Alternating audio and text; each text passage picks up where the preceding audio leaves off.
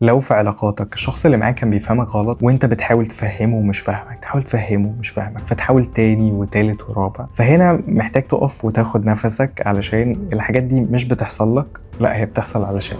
فوانا صغير لو اتفهمت غلط بشكل متكرر انا ببدأ احس ان انا في حاجة غلط، وان انا في حاجة غلط دي مرتبطة بمشاعر الخزي، والمشاعر دي بيبقى جاي معاها فكرة تاني، فكرة بتقول ان انا ما استاهلش، او ان انا محتاج احاول دايما علشان اثبت للناس اللي حواليا ان انا استاهل. فلو رجعنا للشخص اللي في الريليشن شيب اللي بيحاول دايما يفهم الشخص اللي قدامه وهو مش فاهم، فبيحاول تاني وتالت، الشخص ده هو ستاك، هو واقف عند نفس النقطة بتاعت ان انا مش مفهوم، وانا مش مفهوم دي مرتبطة بمشاعر الخزي اللي معناها ان انا في حاجة غلط، ان معناها ان انا ما استاهلش. فانا كأن عقلي بيوقفني عند النقطة دي اللي هو احنا محتاجين نحل اللي حصل زمان، في مشكلة هنا محتاجين نصلحها. فعقلنا بيدخل في الريبيتيشن كومبولشن، التكرار القهري، هو قاعد بيلف في نفس الدايرة عشان هو واقف عند اللي انت محتاج تفهمه من اللي بيحصل ده. اولا ان انت تفصل نفسك عن اللي بيحصل، يعني الموضوع ملوش علاقة بالشخص اللي انت مرتبط بيه، الموضوع ملوش علاقة بالعلاقة اللي انت موجود فيها. فانت فاكر ان الموضوع مرتبط بالشخص، بس الحقيقة الموضوع مرتبط بيك،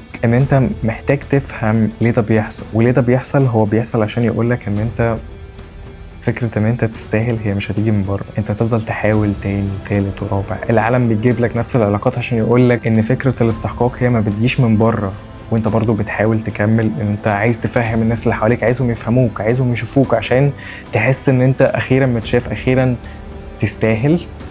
بس هي ما بتجيش من بره.